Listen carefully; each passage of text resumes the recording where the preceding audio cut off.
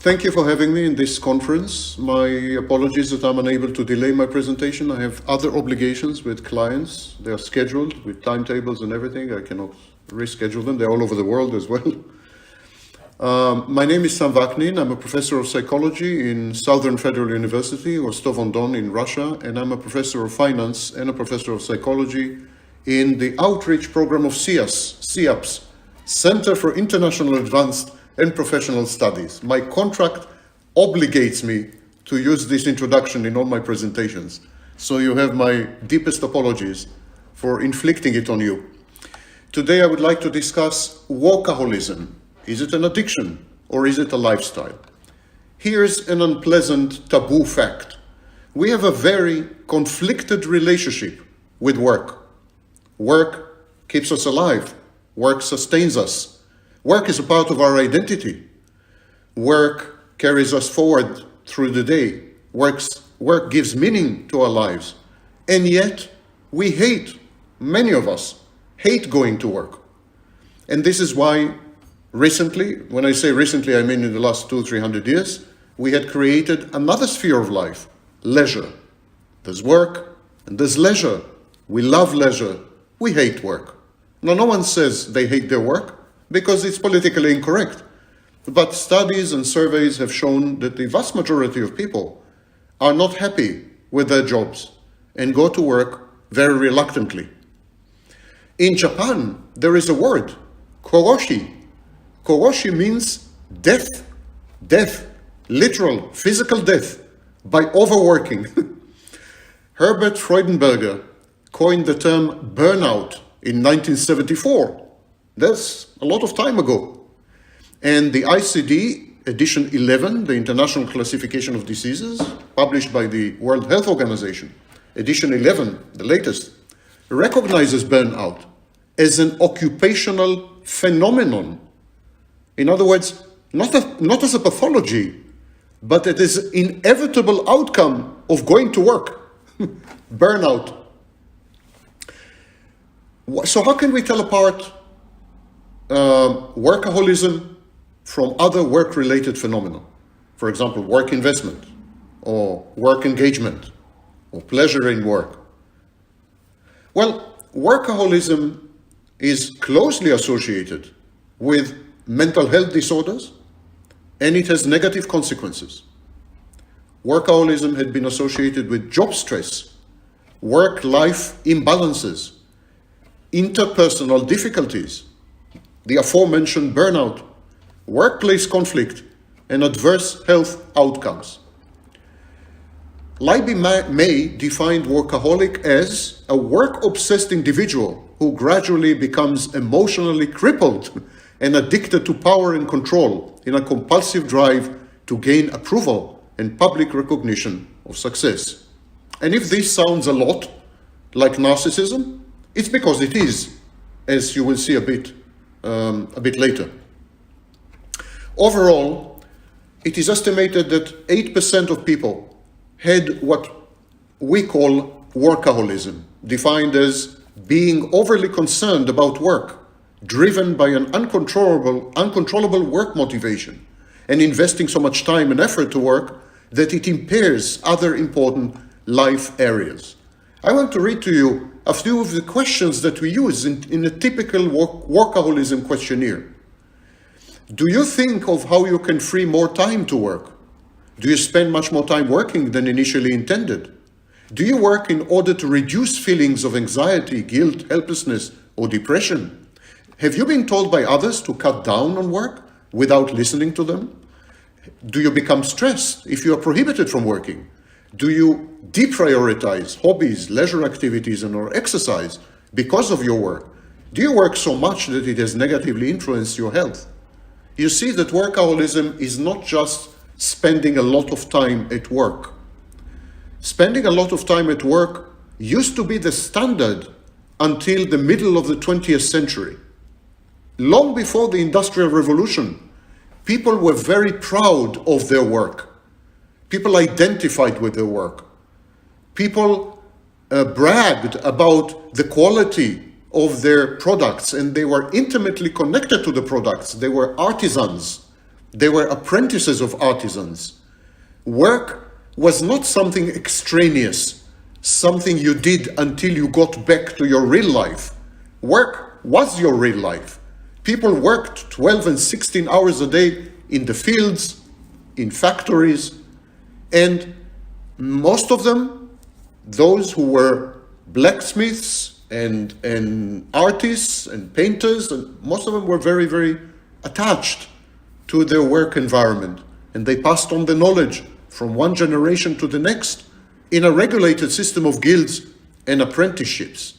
And then something happened in the middle of the 50th century, middle of the 20th century. We had divorced work. We had divorced work because automation came in, because diversions and entertainment became mass-produced, because the internet broke out, and long before the internet, television. So suddenly work looked like your old first wife, you know, not exactly exciting anymore. And we had created we had minted the new concept of leisure.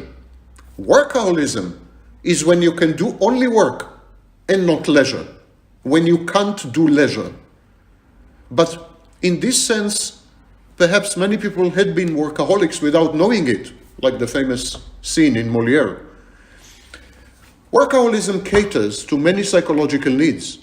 It is a dimension of identity. It is gratifying. It ensures a sense of well-being. It guarantees narcissistic supply, attention. It ameliorates performance anxiety, panic attacks, depression, sleep disorders, ADHD, anger, disappointment, irritation, hostility, tension, and stress via compulsive control and ceaseless driven activity. In other words, the best description of workaholism is self-medication. It's a self-medicating, self-soothing activity in the same category as overeating. It has therefore strong addictive features. I refer you to work by Graves, Ruderman, Olhot, Weber, for example, in 2012. Number 5, workaholism is augmented by insatiable, unattainable perfectionism. In a National Center for Biotechnology Information, NCBI study, they try to see whether there is any connection between workaholism and narcissism, which is my field. And the article was titled, "Is Narcissism Associated with Heavy Work Investment? The Moderating Role of Workload in the Relationship Between Narcissism, Workaholism, and Work Engagement." The lead author was Alessandra Falco and Damiano Girardi, but there were other authors. And the authors concluded, narcissism was positively associated with workaholism and its dimensions of working excessively and working compulsively, but only in individuals facing a high workload. Furthermore, narcissism was positively associated with work engagement and its dimensions of vigor and dedication, but not absorption, in employees with average levels of workload. Finally, the workload exacerbated the relationship between narcissism and work engagement and its dimensions, so that these associations were stronger when the workload was high. That's a very surprising result. It seems that we don't become workaholics because we increase our workload. Our workload creates our workaholism, not the other way. It's not that we take on workload because we are workaholics, but when our workload increases, we become narcissistic workaholics. It's, in other words, a reaction. It's what we call in psychology reactance. It's a reactive pattern. Workaholism is context dependent, is situational, and is intimately connected with narcissistic defenses. I continue to quote from the article. Overall, our study suggested that in a work environment characterized by moderate levels of demand, individuals with strong narcissistic components might inherently feel energetic and dedicated, engaged at work. Differently, In a demanding work environment, workers with high narcissism might experience higher work engagement, but they could also be at risk of workaholism. Let's put it simply. A demanding work environment where the workload is never ending, ever increasing. In such a demanding work environment, narcissistic people will be triggered and become workaholic. It's amazing because therefore workaholism is not a dimension of personality or identity. It is a reaction, a defensive reaction. You could even say a defense mechanism. I continue to quote from the article. Although some researchers suggest workaholism to have some positive features, recent reviews and empirical studies have shown that workaholism is mostly associated with negative outcomes for both the individual and the organization, such as reduced job and life satisfaction, work-family conflict, physical and psychological symptoms, higher systolic blood pressure, cardiovascular risk, inflammatory response, sleep problems, reduced job performance, as well as sickness, absences, and presenteeism. On the contrary, work engagement, which is the opposite of workaholism, work engagement is mostly associated with positive outcomes for the individual and for the organization, such as physical and mental health, work ability, work-family enrichment, job and life satisfaction, organizational commitment, as well as task and contextual performance. We believe that building on the biopsychosocial model, this study contributed to the growing body of evidence about the interaction between personal and situational factors in explaining workaholism and work engagement, a bad and good form of heavy work investment, respectively. More specifically, our study showed that narcissism was positively associated with workaholism and its dimensions only in individuals facing a high workload. Furthermore, narcissism was positively associated with work engagement and its other dimensions in employees with average levels of workload, as I've said before. So, this opens a whole new vista of thinking. A whole new vista of thinking because interventions in organizational context that are only focused on workaholism, interventions that are only focused on workload, regulating, smoothing out workload, reducing workload, are not going to work. Interventions should deal also with narcissism.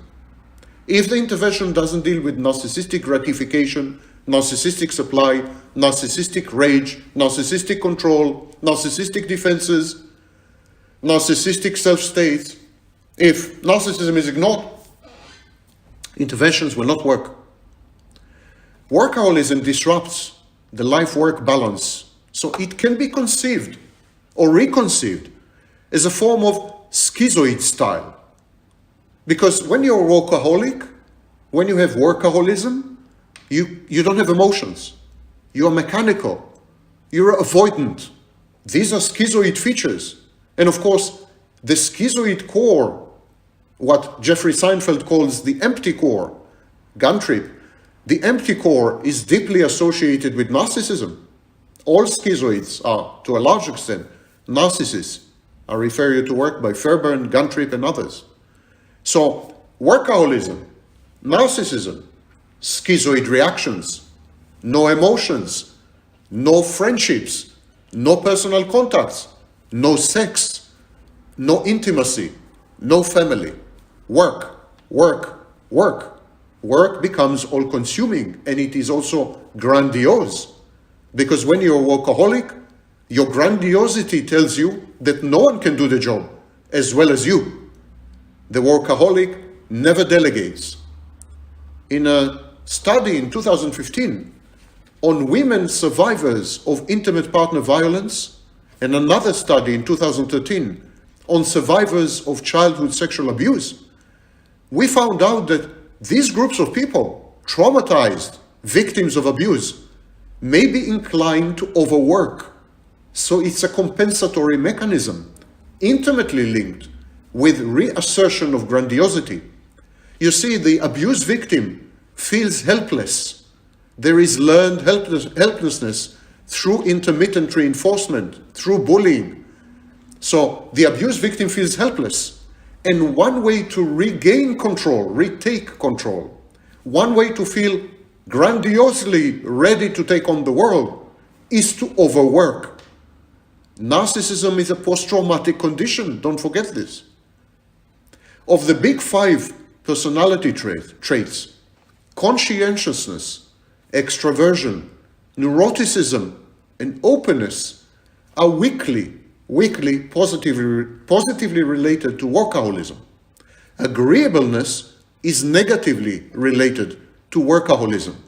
I refer you to studies by Andreasen, Hetland, Pallison, 2010, Burke, Matheson, Pallison, 2006, Clark, Lelchuk, Taylor, 2010, and others.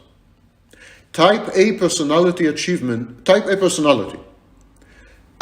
motivation, perfectionism, they are strongly correlated with workaholism, as is narcissism.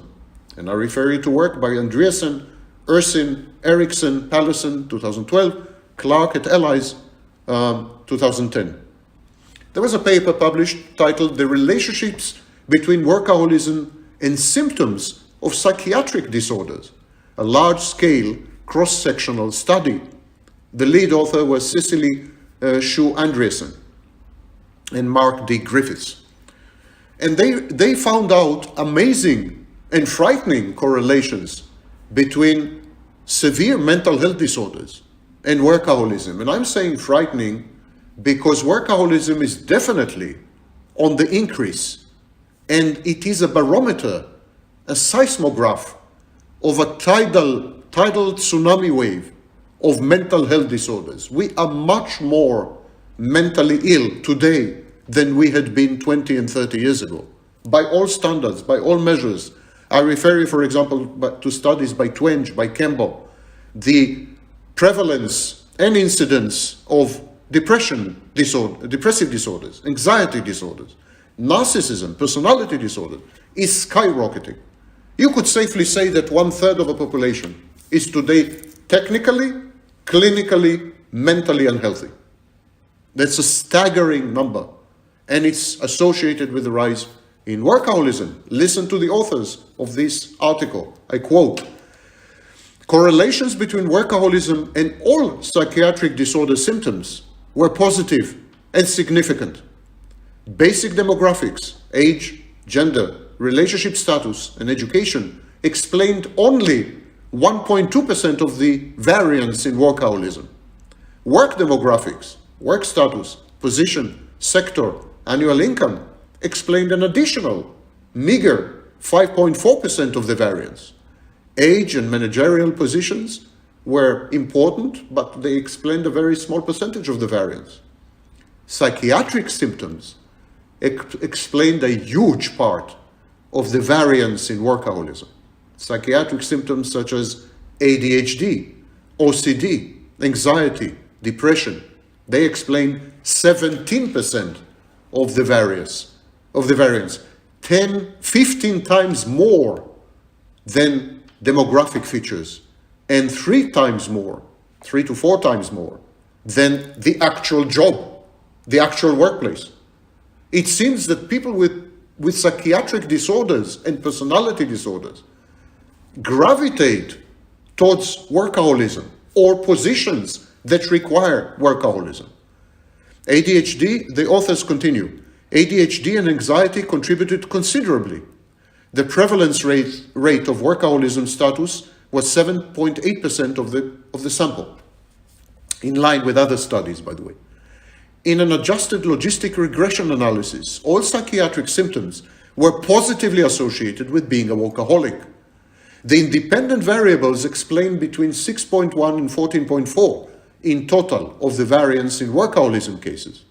Although most effect sizes were relatively small, the study's findings explain our understanding of possible psychiatric predictors of workaholism, and particularly shed new insight into the reality of adult ADHD in work life.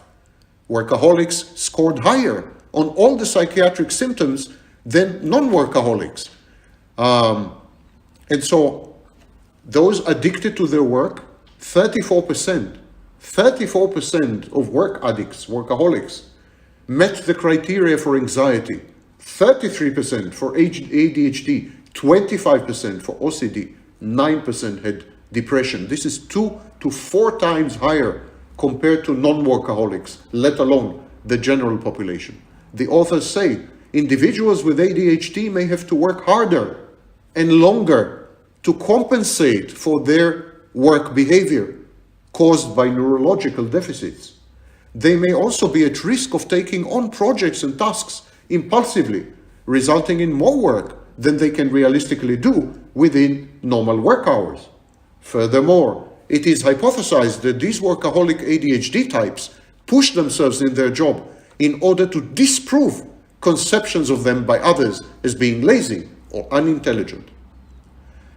And so people who are workaholics are usually young, contra to the myth that all older people are workaholics. Actually, the young people are workaholics. Single workers, people who are single, people with higher education, managers, self-employed, people who work in the private sector. Women are much more likely to be workaholics than men. This flies in the face of all the stereotypes, because we have this Japanese actually stereotype of the salaryman, the middle-aged man who goes to work and becomes workaholic. But the actual picture is a young woman who is highly educated. That's the typical workaholic. But which is the chicken and which is the egg? Any addiction can bring out these disorders. If you're an alcoholic, you develop ADHD, you develop OCD. Alcoholism involves alcoholic myopia, which is a form of grandiosity. Alcoholism reduces empathy.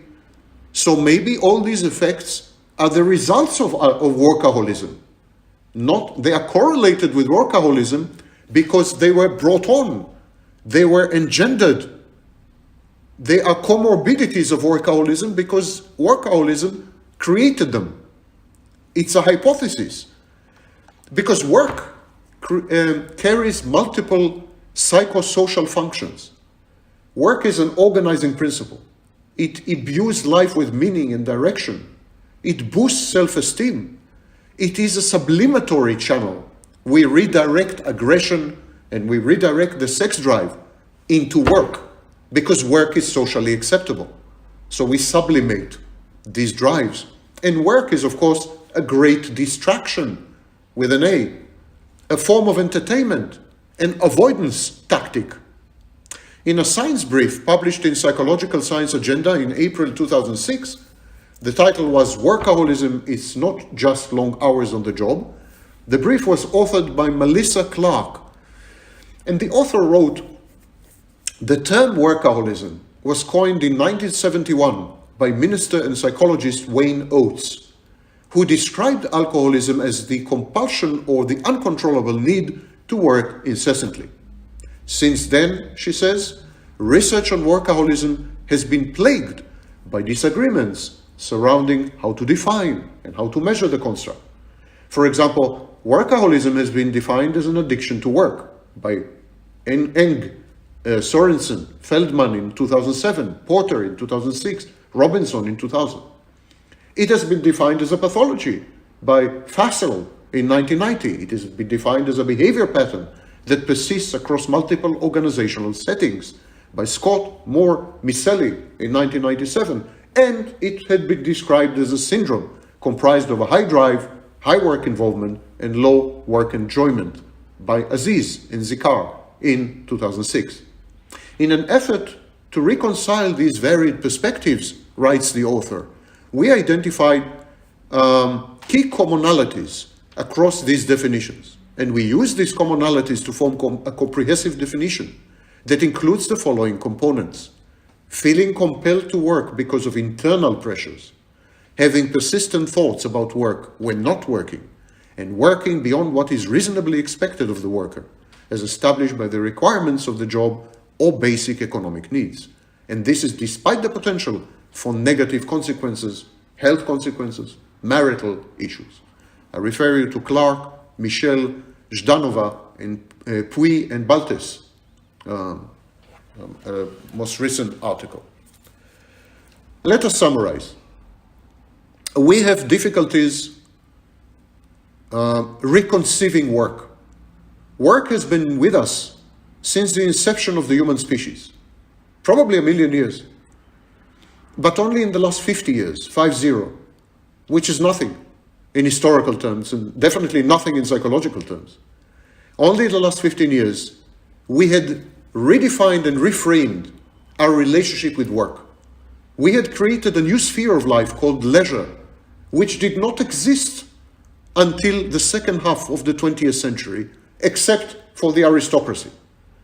Aristocracy had only leisure, and we had incorporated it into a model of life. And this automatically created conflict between work and leisure. One of them became desirable, leisure, and one of them became undesirable, work. So now, everything associated with work took on a negative tone. Workaholism could be conceived as a historical reframing of our attitudes to to work. In other words, an attitudinal issue, a lifestyle issue, not a psychological problem. Another option is that workaholism is a reflection of mental health issues, psychiatric disorders, and also serves to amplify them, to magnify them, to increase them and enhance them. It's a second possibility. A third possibility. Some people with some types of mental health disorders, for example, ADHD or OCD, they use workaholism and perfectionism to cover up for their deficiencies, to disguise their mental health issues, to compensate and to present to the world a perfect, flawless facade, to fit in, to belong, to conform, to sublimate. That's a third possibility. What do we know by now? We know that the last two are probably true. Workaholism is associated with mental health illness issues, severe mental illness issues. In other words, it can be easily construed as a sign or a symptom of mental health issues. We also know that specific populations and cohorts present with workaholism when it is together with, when it's comorbid with ADHD or OCD, so it's probably compensatory. Regarding the psychosocial view, that we are redefining our relationship with work, that's a work in progress. We are still not sure. As automation increases, as globalization increases, with the new constraints of the pandemic, with the disintegration of institutions, including micro-institutions such as the family, with a growing tidal tsunami wave of narcissism, dysregulation, promiscuity, and other forms of social anomie, we are still not sure where workaholism fits in. But it doesn't look good. It doesn't look good. It looks very, very much like sickness on the body of the organization and on the body of the individual who engages in it. Thank you for listening.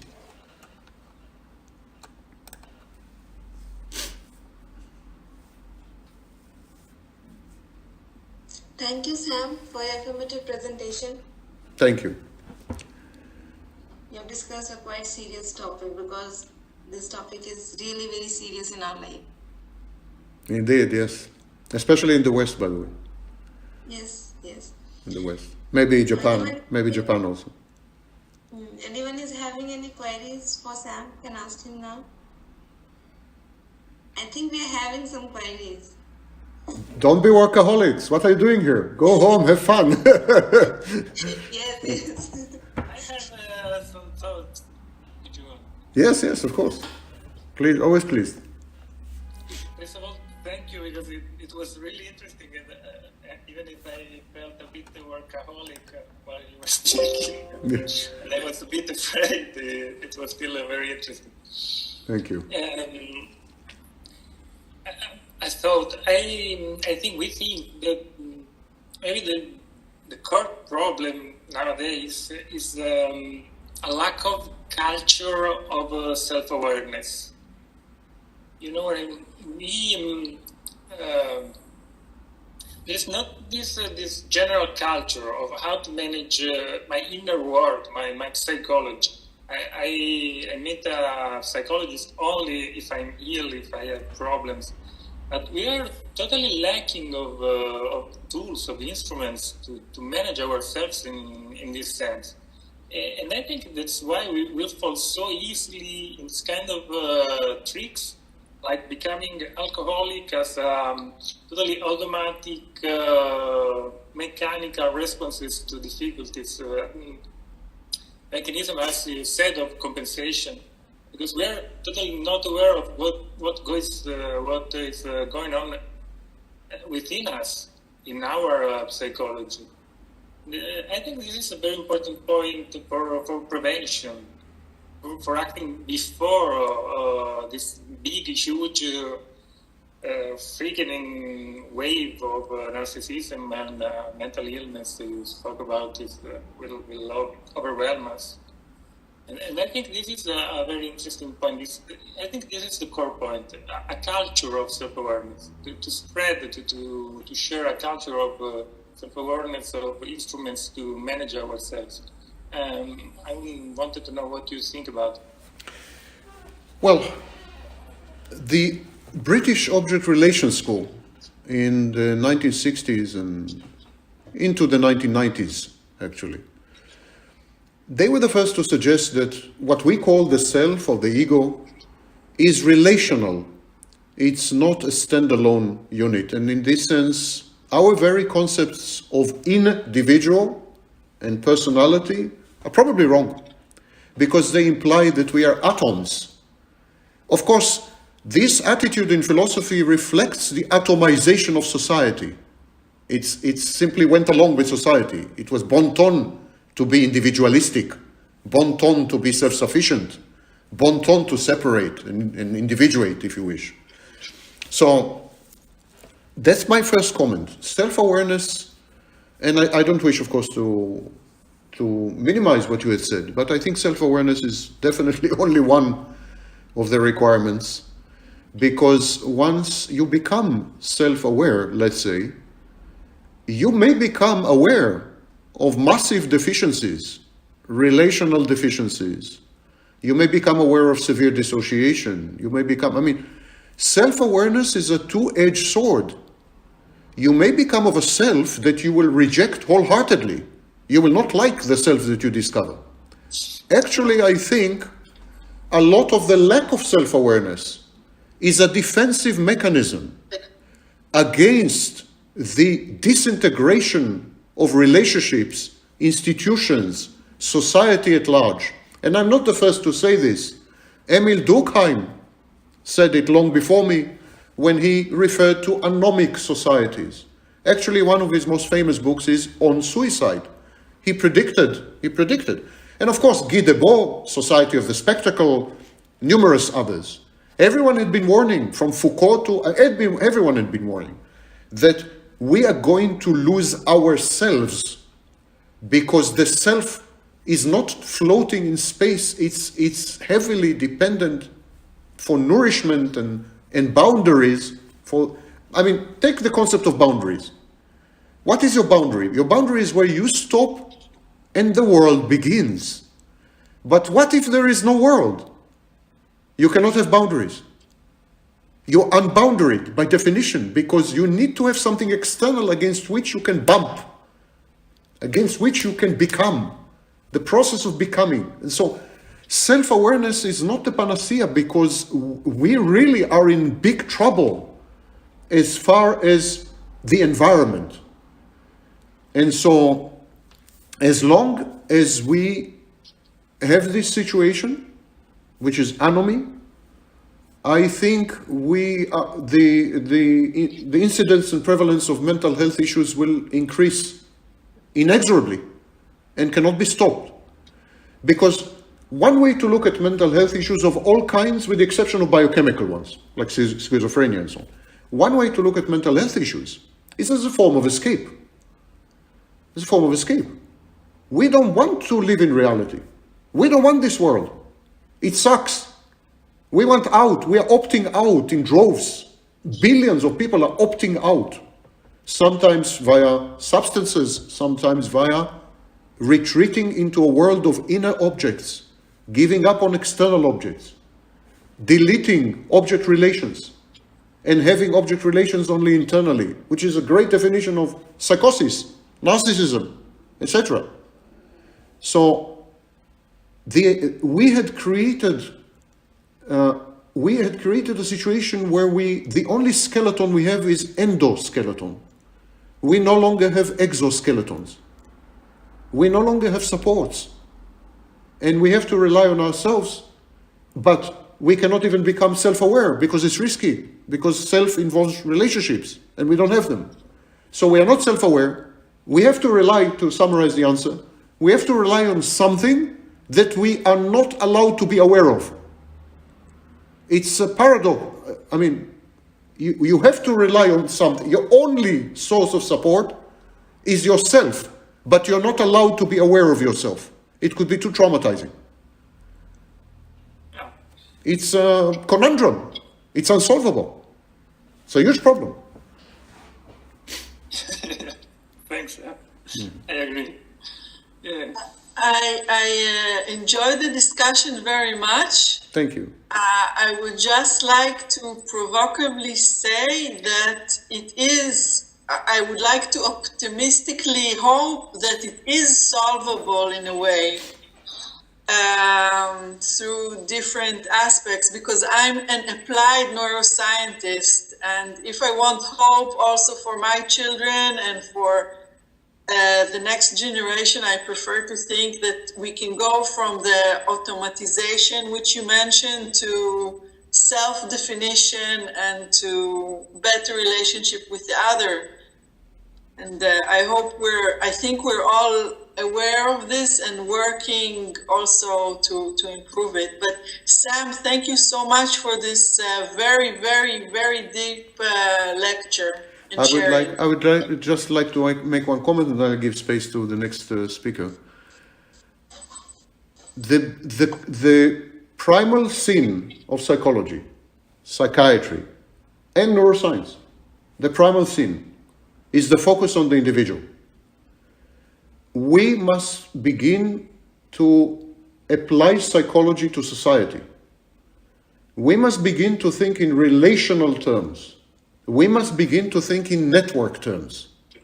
We must begin to consider people as nodes in Indra's net, in a network.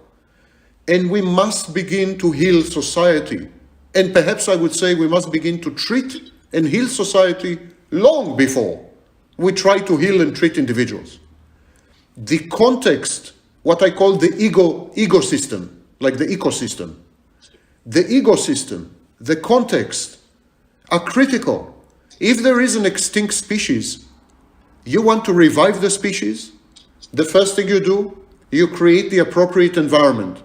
You put rocks, you put plants, you make sure there's sunshine. Only then you bring the species into the environment. We are trying to heal and modify and cure and help individuals embedded in a sick, decaying, decomposing environment. It will never ever work. It's like watering a plant but denying the plant sunshine. Finally, the plant will rot away. We must begin as psychologists to stop thinking in terms of individuals. That was a huge mistake which started more or less at the end of the 19th century. Huge mistake. And we must revert to relationships, community, society, frameworks, collectives, environment, ecosystem, and ecosystem. We must become environmentalists. Thank you. Thank you. I regret that I have to say goodbye because I have clients. I apologize to the Thank you, next sir. speakers. Thank you, Sam, for your informative presentation. Thank you very much for having me and for tolerating me. See you all. Take I care. request you to send your full-length article as well as your presentation in our mail. Thank you. Thank you kindly. I hope you recorded your video, so you please send that to our mail. Yes, I will send you. I'll send you the video. I believe I recorded it. Take care. Okay. Okay, thank you. So next I would like to call our speaker, Dr. Amanda Perry.